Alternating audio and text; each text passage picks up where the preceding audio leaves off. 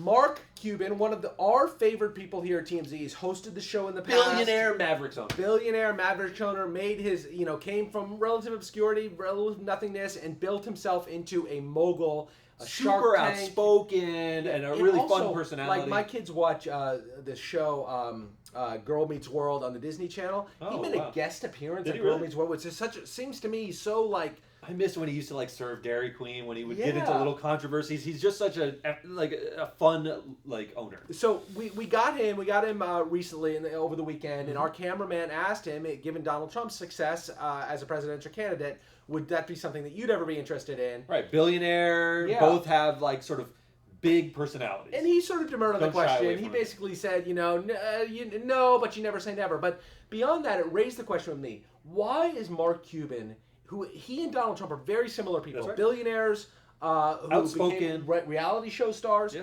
Donald Trump is so, regardless of how you feel politically before he ran for polarizing. office, he's polarizing. He's kind of thought of by many people as a jerk, a hothead. Mark Cuban, there is no more likable guy, I don't think. I don't think you can find. But he's the same person. The one as detractor of Mark Cuban in the history of covering him has been David Stern.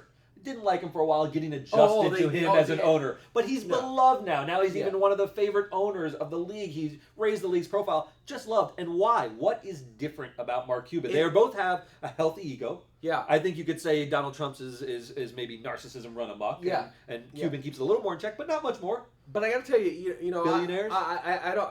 Forgetting about politics, I don't like Trump as my president. He's too much bloviating and too much narcissism. Although Cuban seems to have just as much narcissism and a healthy heaping of bloviating as well. Yeah, I mean, they both are outspoken. It is odd. They just strike people very differently. I also don't think that he calls Mexicans rapists and things like that. Yeah, I haven't heard that from Mark Cuban. There is the racist, but there's a couple. Donald Trump didn't do that until he was running for president, but he was still sort of more unlikable before. That's right. Yeah. He was just more of a. Seems to be perceived more as a buffoon than as a technocrat. I think what's interesting about Cuban, one of the differences is that he's a little bit younger than Trump, and he's hip to the internet revolution. Right. I don't think Trump is big, gaudy gold buildings, and Mark Cuban is a bit more. And Trump is 10 years modern. older, 10, 12 years older. Yeah.